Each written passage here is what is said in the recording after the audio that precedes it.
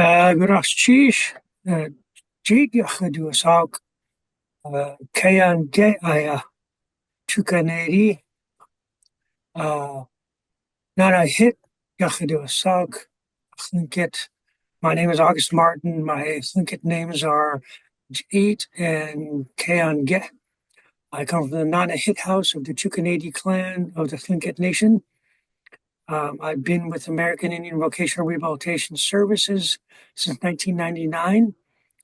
Started as a project director for 4 years, taught at Western Washington University for 3 years, and then have been here at RSA since 2006. So I am not the program officer for any of the 250Rs, but I am here to support my other fellow program officers in their endeavors. I have full confidence in all of them. And I also want to acknowledge the hard work that's ahead of you. It is rewarding work working with American Indians with disabilities. I am a person with a disability. I have a significant hearing impairment, and I understand the value of vocational rehabilitation services. So, my hats off to all of you. Uh, I have trust and faith that you will endeavor to help your tribal members with disabilities and improve their lives. But thank you for your dedication, your compassion, and the passion you have for the people you work with. So I will turn it over to Veronica.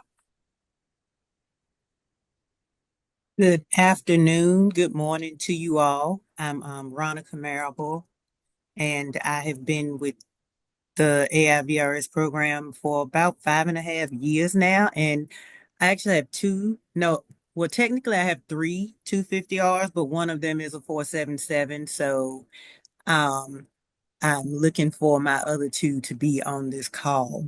So welcome, and I look forward to working with you.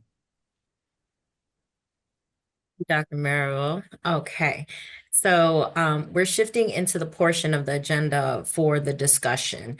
And with that said, just as a pause, you'll hear me respectfully kind of time check or just keep the flow of the discussion going. And if anybody, if any one of the RSA project officers have the opportunity to kind of ping their grantees if they don't see them on the call, things come up and we're very understanding of that. So we want to make sure that either they're on the call currently, or if not, we're linking them with the link for this recording. So thank you so much. And thanks for increasing the font.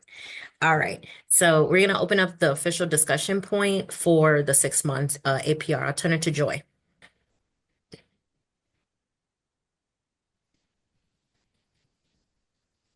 You're muted, Joy.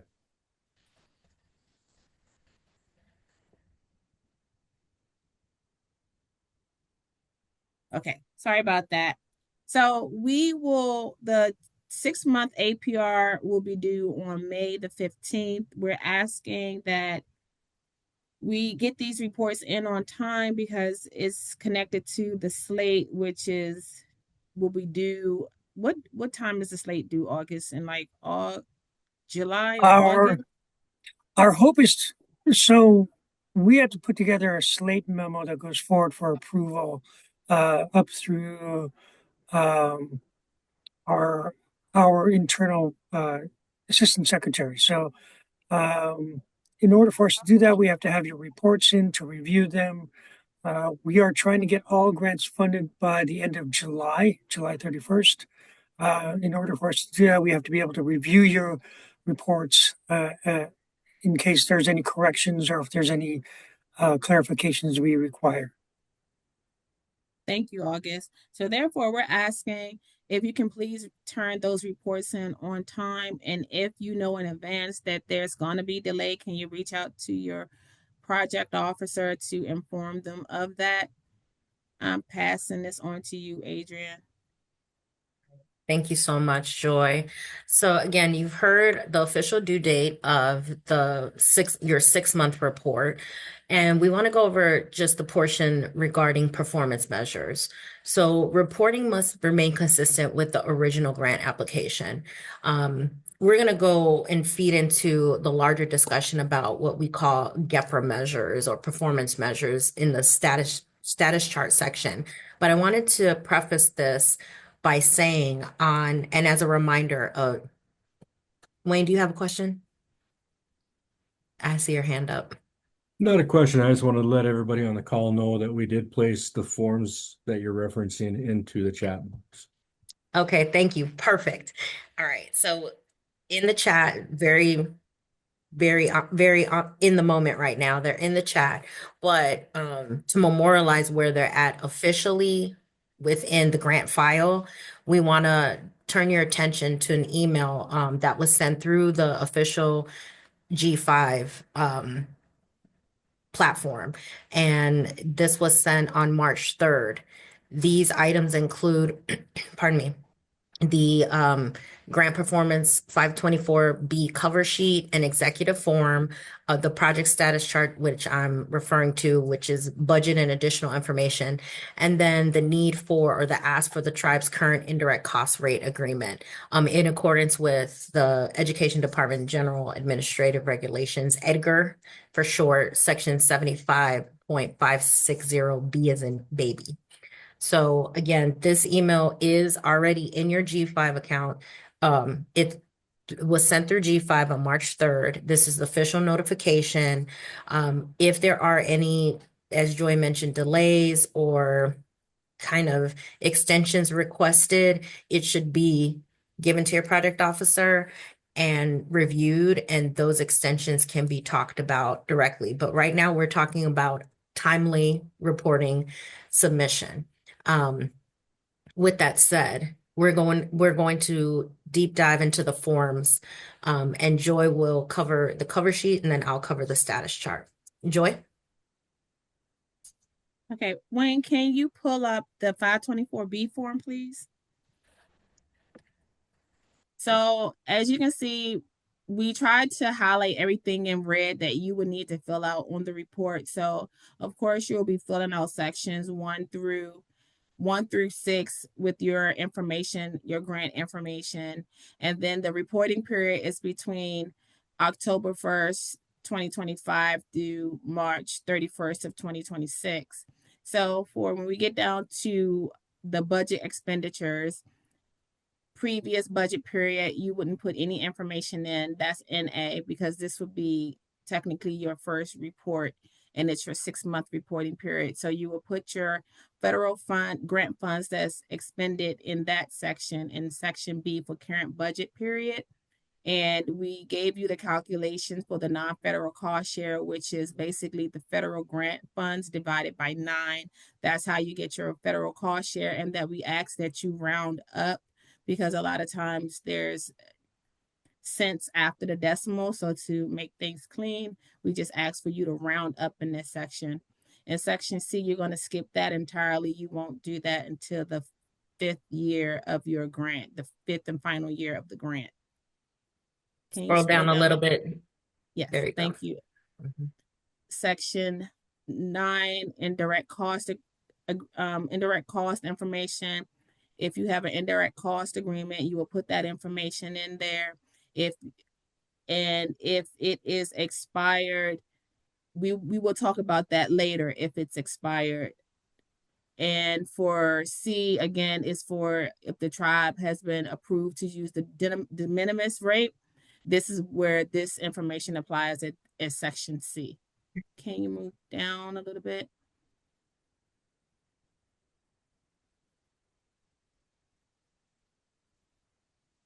Looks like some information missing. No, Okay, it's there it a is. little further down. Yeah, it's a little further down. So we put in red what you need to input there, what sections that you need to check for number 10 and number 11. That's NA. And then for number 12, we ask that you put in the 12/30/2026, because that's when the annual report will be due. And of course, the certifying official will sign and date the 524B report. So I guess we can go. Is there any questions? Or August, did you want to chime in, and Veronica? Yep, I want to chime in. If you go back up to the chart, I want to emphasize question number 8B. Under federal grant funds, you're only putting in the amount that you actually drew down or you actually spent. You're not putting in that column or in that row how much you were awarded. You're putting in there how much you've actually expended. And likewise, for the non-federal share, you're only putting in there how much the tribe actually matched the federal funds. The federal funds, non-federal funds matching the federal funds should be based off of how much you've actually drawn down. So be sure to just put in the amount that you've actually drawn down and the amount that you've actually matched, and not what you proposed, but how much you actually did. And then as we scroll down, there was one other, all the way down to the next page. I strongly encourage you to read number 13. Because this is a legal statement basically stating that everything you've entered into this form is correct. And there are some legal ramifications if there's anything that's on there that were purposefully falsified. Now, if you make an accident or you estimate, that's fine. We're not going to worry about that. But if there's any misrepresentation of any data on there, as you can see in number 13, there are some specific legal ramifications for doing that. So I strongly encourage you to read that before you sign it and before you have your tribal chair sign this or your finance officer, whoever's going to sign this. Thank you That's all so I have. much. Thank you so much for sharing that. And Joy, thank you so much also for compiling that explanation together. And to just close the loop on that as well, remember, this form is important, paramount, the genesis of what needs to be completed to its maximum capacity. So what will get you things, what will get you in a place where you will go back and forth with your project officer are having these items not filled to completion, match wrong, a not certified or signed report, things like that. So we want to make sure that you are getting the information now, filling it out, accessing this training appropriately, but also ensuring that it's complete. So we're going to go And over, wait a go minute. ahead, Joy. I got one more last thing. On Mhm. the report, just double check that you're using the current form and not an expired form. We've been seeing that a lot. For some reason, we've been getting 2024 but we need the form that has July 31st, 2027. So please take a look at that before you submit your reports to us that you're submitting it on a current F524B form. Yeah, I would Right. think that Avertac has the current form on their website. So if you have any questions about the date of your form, there is an OMB expiration date on your forms, usually either up on the top right hand corner or down at the bottom center. If that date has already come and gone, then you have an old form, and I believe Wayne can confirm whether or not they have the most current form on their website. Yes, after this call, we will put up all the forms that have been shared in the chat box under RSA resources. So we'll have the most up-to-date form available there. Thank you, team. So, and again, just circling it back to the official document that exists in the grant file in G5, those forms are directly sent from RSA to you. So ensuring that you're up to date on your emails and pulling those forms out. Avertac does exist as a mechanism where you could pull from, and that is very helpful. But again, we want to make sure that you're circling back to the official forms. And with talking about official forms, I'd like to reference, Miles, if you can pull up the document now for screen share that's regarding, it should be stated, the performance chart, Project status chart. project status chart. Thank you, Joy. If And you it should don't be a mind, PDF document. Please, August. Yeah, I'd as like to that's add going one on? more thing regarding the match requirement. I don't want you to feel like we're requiring you to match your funds every time you draw down. If the tribe chooses to match your grant funds at the end of the year, then just make a notation in the report under section, I think it's B of the status chart, where it's talking about finances. Um, and you're welcome to put like a zero in that chart with the explanation in section B. But most tribes actually try to match their grant funds as they draw down. Others wait to match their grant funds by the end of the reporting period. So it all depends on how your tribe chooses to meet that match requirement. However they do it, you would want to provide some sort of explanation in section B. So I'll just leave it at that since we're going to go over this form next. Wonderful. All right. So as we usher along in the discussion piece, this is another form that you can see the expiration date is, I believe, 5/31/27. So we have that updated form that we have already sent you. We have the official project status chart. Now, for some of you all on the call, we understand some on the call are very new to AIVRS grant world. Others um, have had grants in previous grant cycles. And so you might have remembered some of the shift that has occurred. We used to go from a longer reporting form to now the official status, which that was official as well, but the official project status chart. And so the purpose in this style is to very much have, if anything, the meat of the bone of what we require and the GEPR measures. So we want for you all to report on performance measures indicating total number of individuals proposed served under an IPE, whether the IPE was developed during the reporting period or in the previous reporting period. So like the actual would be the total number. Oh, thank you, Miles.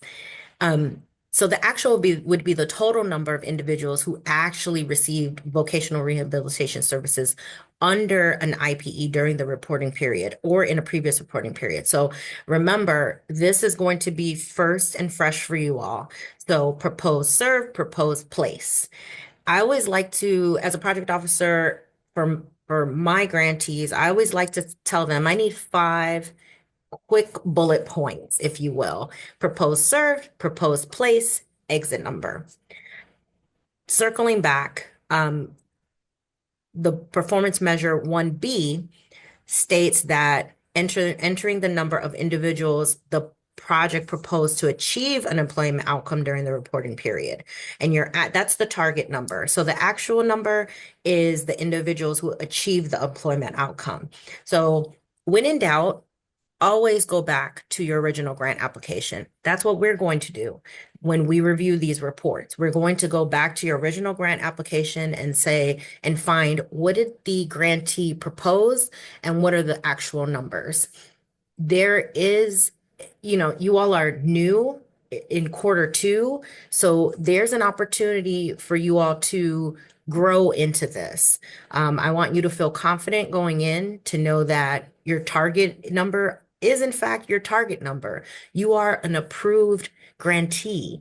So moving forward, the setup time of how things are maybe not taking shape as quickly as you may have thought, it's okay. This is honestly a temperature check at your 6-month part of the road in a longer 60 months or minus 60-month grant application cycle. Can you scroll down a little bit more for me, Miles, please?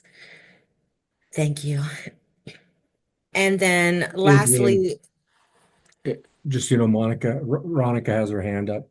thank you. Go ahead, I'm Ronica. sorry. I just want to reiterate the GEPR measures or performance measures that we're looking for.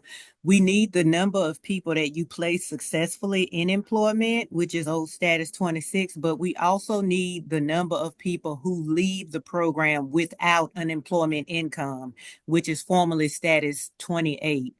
A lot of times, just in my previous experiences, we would get the number of people placed in an employment, and that can be self-employment as well. But we also need the number of people who leave the program without achieving an employment outcome. And also just keep in mind that your projected or your target numbers, like, they should come directly from your approved grant application. So for year one, if you wrote in your grant application that you plan to see like 30 people, then we expect to see 30 people, reflected in this chart. You can't just, make up the numbers um as you go, because this is how we check the numbers and we, prepare the data for us for our own reporting and for the slate as well. That's all I wanted to say. Wonderful. That is wonderful. And you took the kind of like you teed up what the scroll down essentially had, which was the performance measures 2B. And that's that formerly known as status 28, about individuals who receive the VR services under IPE.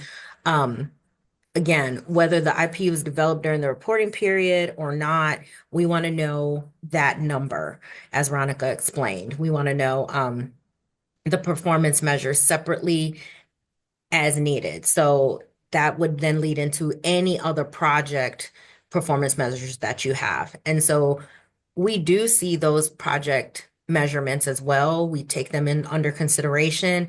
The executive summary is very important as well.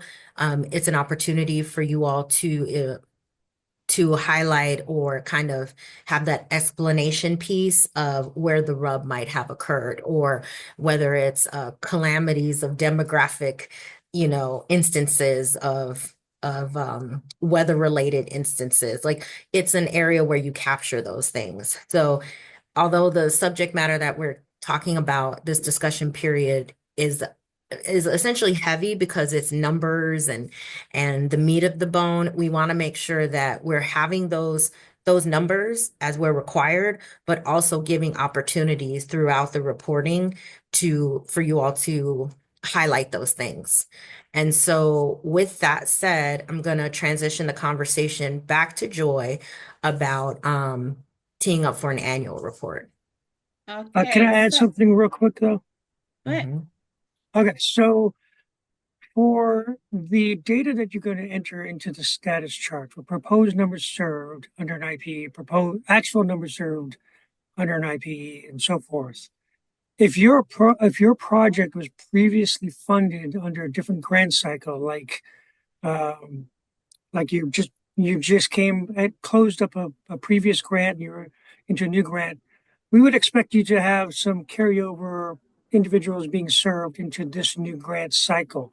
So we would anticipate that you'd be able to meet the number you're being proposing to serve for this 6 month performance period, because you've already been serving individuals in a previous grant cycle.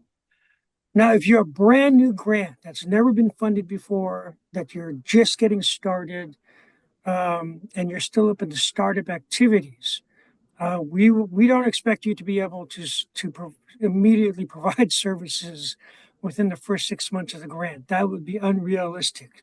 So we are not specifically looking for you to enter numbers of actual numbers for the first 6 months if you're still in startup activities.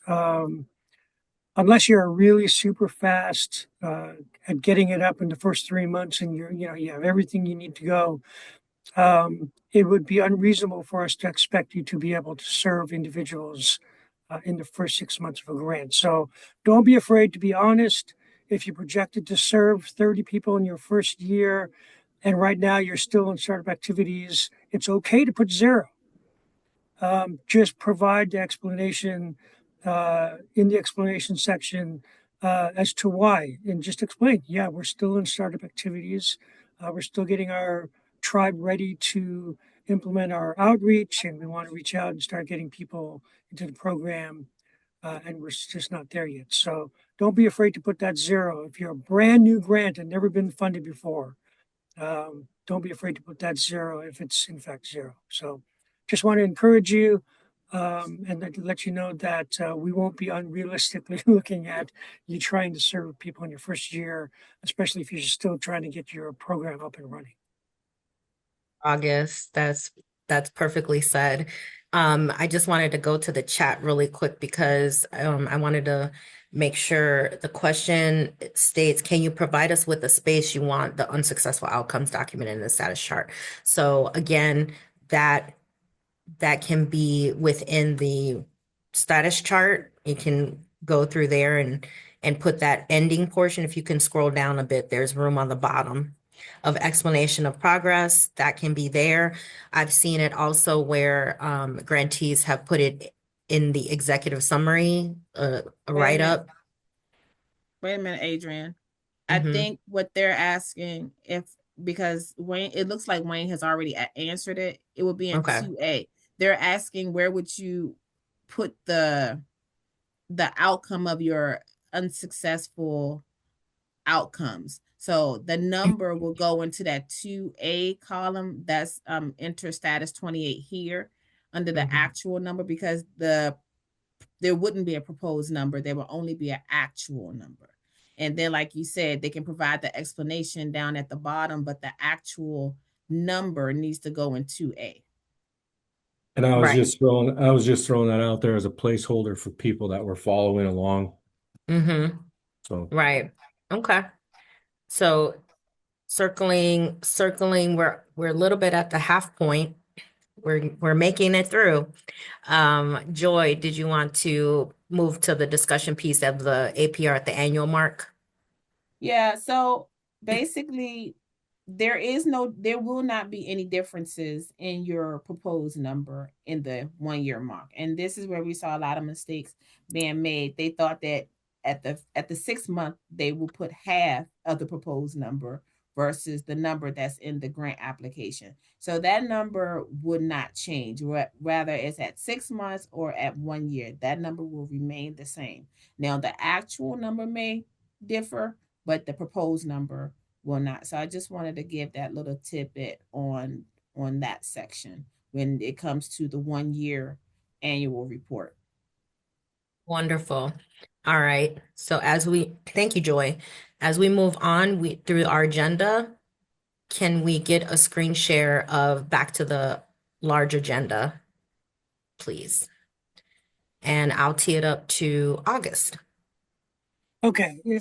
Actually, if we could go back to the status chart. Sorry, Miles. We're going to have you going back and forth like tennis. That's our, is that the chart that we were just on or the? Yes, Okay, yes. gotcha. I don't know if we did this already or not, but if you scroll down, we do have two other sections, section B and section C.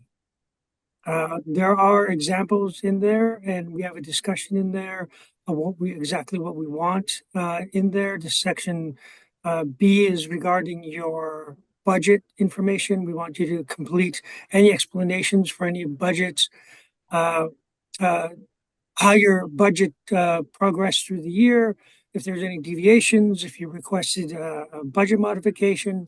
Um, any reasons why you might have more monies in your account than you thought you would, or if you overspent, anything like that. So this budget section is going to include anything budgetary. It also will include maybe an explanation of your indirect cost rates, or like I said earlier, if your matching funds is provided at the end of the budget period, or when they do that.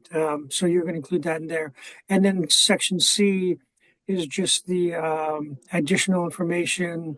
You can read through that, but I just wanted to acknowledge that those sections are there. I don't know if I spaced out while you talked about it, but I just wanted to let you know, or if I jumped ahead, my deepest apologies, but please read through the whole form. Joy did an amazing job in putting these examples together. So, and then Thank you. so yeah, so then we'll go to the drawdown, Mhm. unless Adrian or anybody has anything else to add about those No, sections. we're at the point of the training now where we're going through reminders. Okay, So so drawdowns. Now the old, you all might have some old folks who are from the old days in grant management where they used to say, hold your money, hold on to your money. You never know what's going to happen in the future. Unfortunately, that old practice is very detrimental to your grant. The way we look at your drawdowns, the way we look at your monies, we understand that the drawdowns don't actually reflect the actual spending of the grant. You all are spending your money on a day-to-day basis on VR services or on salary and fringe or on travel, or whatever is in your budget. Those things are being spent. However, the only tool we have at RSA to gauge whether or not the tribe is effectively using their funds is to take a look in G5 and see when drawdowns are occurring.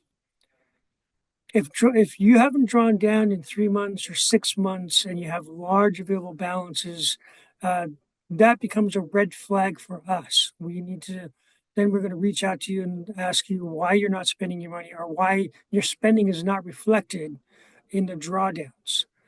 The only tool we have to speak to Congress and to explain to them what's happening out in Indian country is our communications with you and G5. If G5 is reflecting large available balances and we don't have an explanation from you as a project director, it will be very difficult for us to advocate on your behalf to Congress as to why those monies are still necessary. Because to Congress, it just looks like you don't need that money. So, to that end, it is beneficial for the tribes to draw down on a regular basis, whether it's every 2 weeks, whether it's every month, or whether it's once a week.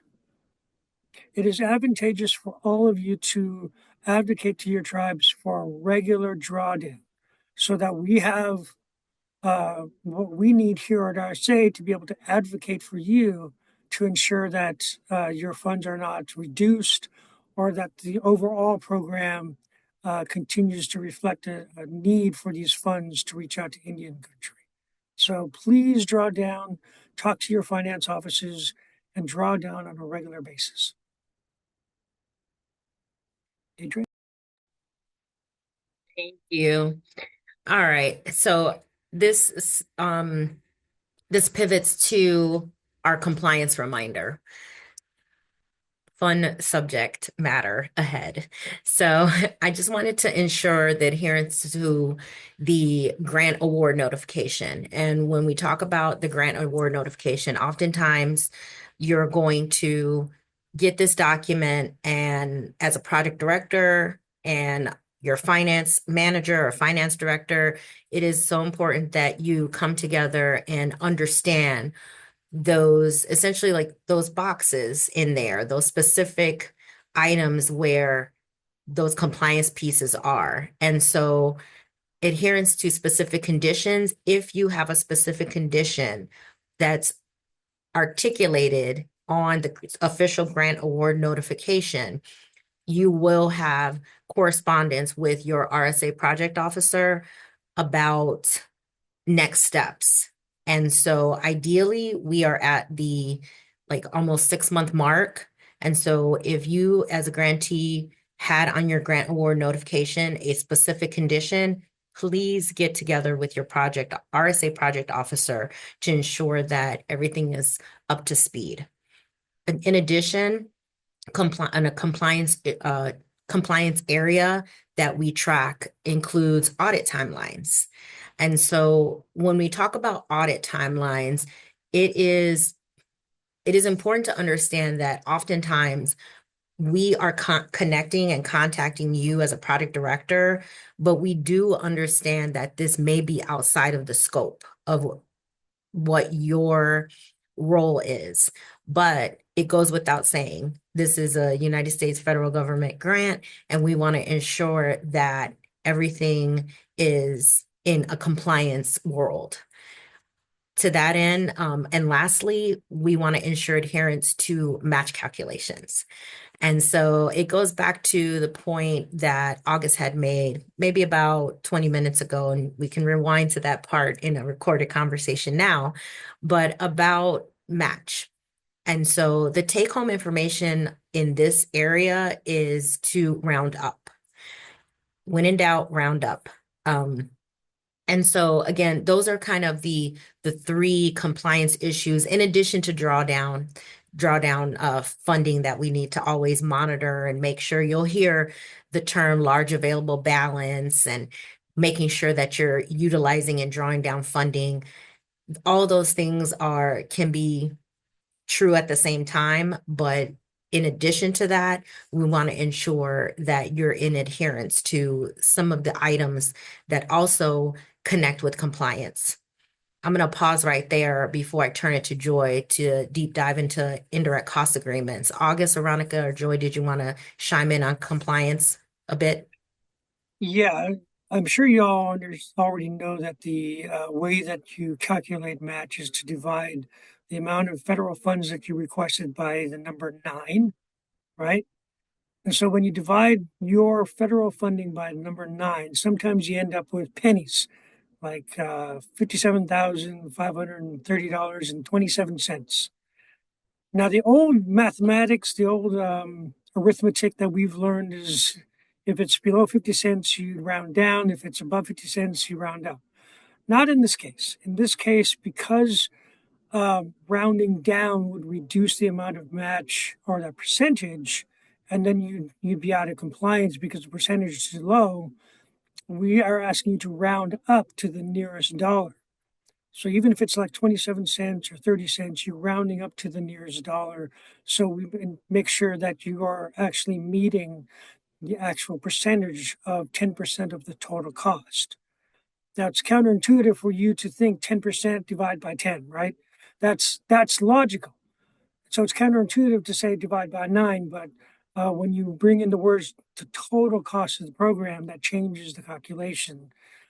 So you have to divide by nine. So um, we look at it when you submit your grant applications, we review it, and if your calculations are incorrect, we include a special condition in your grant award notification for a budget modification that corrects that. So if your grant award notification had a special condition in there regarding match, like Adrian said, please review that and get with your program officer um, about that special condition.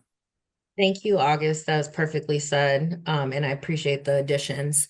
And before we turn it to Joy for the indirect cost agreement conversation and reminder, also to that end, I would be remiss if I didn't acknowledge on this call some of the 250R grantees that in their original grant application did ask for, waivers and things of that nature. It is so important that you work very closely with their RSA project officer. And it's not necessarily, I always tell the team, it's not brain surgery, but it's not easy either, right? So you want to make sure that you are meeting with your project officer, your RSA project officer, and going, slowly but surely getting to a place where you have an ebb and flow of conversation back and forth. It may take a couple of meetings, but it is normalized when you are particularly a new grantee, when you're coming into the fold and really getting a handle on everything, specific condition, match, all those conversations. And as we pivot into other challenging concepts, I'll let Joy take on IDC agreements. Okay, I just wanted to add one more thing to compliance issues. We would like, if for whatever reason we asked you to revise your budget, please revise your budget in a timely manner to get that back to your project officer, because we have to update the system in G5 to reflect accurate information if you didn't have enough match. And I'm just piggybacking off of what August and what Adrian has said. We just need to make sure that we have accurate information into the system. And that's all I have to say on that matter. Now, going into the indirect cost agreement, we need to ensure agreements are current.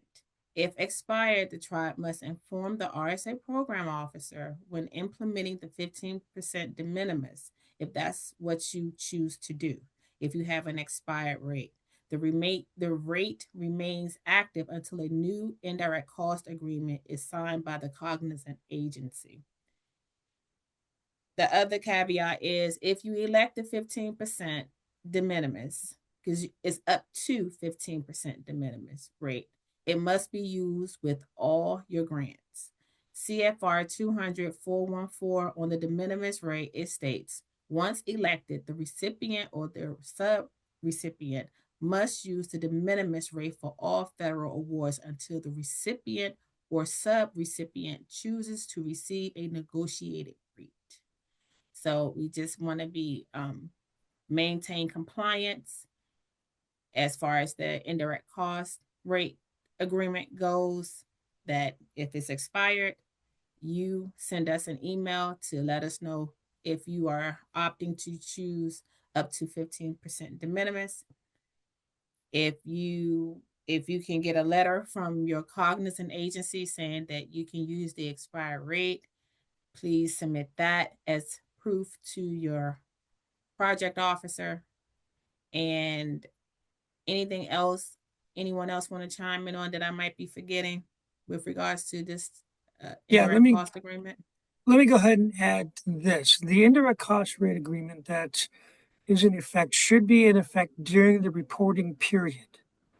If at any time during the reporting period the indirect cost rate agreement expires, um, then you would have to consider either one of the options that Joy just explained, getting a letter from the cognizant agency giving you permission to continue to have the tribe charge indirect against the grant until a new negotiated rate is signed and approved, or electing to use a de minimis rate up to 15% until a new indirect cost rate agreement is negotiated and signed. So when you submit your 6-month performance report and you attach your indirect cost rate agreement, make sure that that indirect cost rate agreement is in effect during the reporting period, which is October 1, 2025 through March 31st, 2026.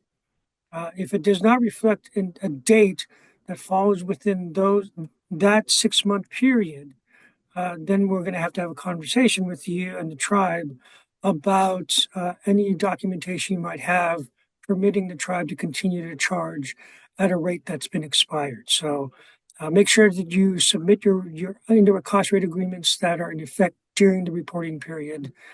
Yeah, and that's it. Thank you. Thank you, August. Thank you, Joy. Thank you, team and everyone. Also to that end, I do want to just kind of like circle back on the loop. These are reminders, so they're not areas in which we want you to feel, again, it circles back to drawdowns. You still should be spending your money. Please do not hold it and feel that you're in a place where your tribe is still negotiating, et cetera, et cetera. We do recognize that some of these items are outside of your project director role, but that does not mean that when we ask, we still require something, whether it's an email from the cognizant agency, something that showcases that the work is being moved towards getting updated so that we can then include it in the G5 grant award file. And it goes back to those reminders about compliance. So with that said, we're moving on to personnel changes. And Veronica, did you want to tee up to that one, or Joy, or I could do it? I think we I had can do it. It's fine. Okay. Basically, with the personnel changes to CFR 200-308F, written prior approval from RSA is required for a change of project director. Disengagement from a project for more than 3 months, or a reduction of more than 25% of the project director's time and effort should be reported to your program officer. Also, if there's changes with the certifying official, it should be reported to the project officer, and that information should be updated in the system. And the project director and the certifying official should not be one of the same. They should be two different people, not the same person. I don't know, August or Veronica or Adrian, if you want to piggyback off of anything else with regards to personnel changes. Yeah, so I- if you do have a personnel change, oh, sorry, Monica, do you want to? Okay, so if you have a personnel change in that changes the key personnel of the project, then you will need written prior approval from us before that individual can receive any kind of salary or wages from the grant. Um, What we would need from you is a letter of appointment from the tribe, an official letter of an appointment. We would need your resume, and we'd need a copy of the position description for the project director position. Now, key personnel for us uh, pretty much centers around the project director. If you have a change in VR counselor, uh, we don't have to approve that change, but it is recommended or is a best practice for you to share with us the resume of that individual, so we make sure that they're meeting the minimum qualifications of the position description. But those three items we will definitely need. As far as the NG5, we are required, and in a statutory regulatory language, we do require a project director's name and the name of the certifying representative of the tribe. And those two names cannot be the same person because there is a um, has to be a difference in the scope of work. One position, project director, they're 100% FTE or full-time equivalent, is specifically for administering the grant. A certifying rep, on the other hand, is somebody who's elected by the tribe who is responsible for signing off on any grant applications submitted to the federal government in order to compete in grant competitions, or who makes decisions on behalf of the tribe, is authorized by the tribe to make decisions regarding applications and things of that nature. So the project director and the certifying representative cannot be the same individual because that would be a conflict of interest. So, uh, for personnel change, those three items, and then for certifying rep and project director, we need two separate names for that. So we make sure that there's no conflict of interest there. And I think Veronica had something she wanted to share. Right. Thank you, August. Thank you, Joy. Veronica, Yeah, did you want to show? Yeah, here you go. There you go. just one. Am I frozen? No. Can you? Okay, I was frozen on my end. No, just to, ditto to everything everybody just said, but this question just came up in the chat. I just answered. The minimum qualifications are determined by the tribe. So when whatever's in your approved grant application, if you're gonna make a personnel change, particularly, key personnel like the director, that new person has to meet those same job qualifications that the tribe determined. Now, I understand, and we all understand, as I know this has happened to probably all of us before. Sometimes it's tough to get qualified people hired for positions. In that case, I would just encourage you to talk to your individual project officers. We will all work with you. I like to emphasize that we're here to support you in being successful and successful, not only successfully implementing this grant, but serving your Native Americans with disabilities and providing them with the best possible services that you all can. So we're here to support. So the main thing is communication. And I will stop there. Wonderfully put. We have some, and so we're nearing the end of the discussion, and as you see, I think we kind of touched on that authorized representative notifying us about changes, notifying us about personnel changes, and just directly put as well, we want to make sure, as Ronica and my team mentioned, that we are supporting you. There's been instances where I go back in the grant application and the tribe may not be able to find what they initially put, a master degree vocational rehabilitative project director, and they have a vacancy. And so they've circled back and have kind of redid that qualification for a bachelor's degree staff member. And so all those things were documented on RSA's end, they're documented on the tribe's end, and it may have taken 3 months, 6 months, 9 months.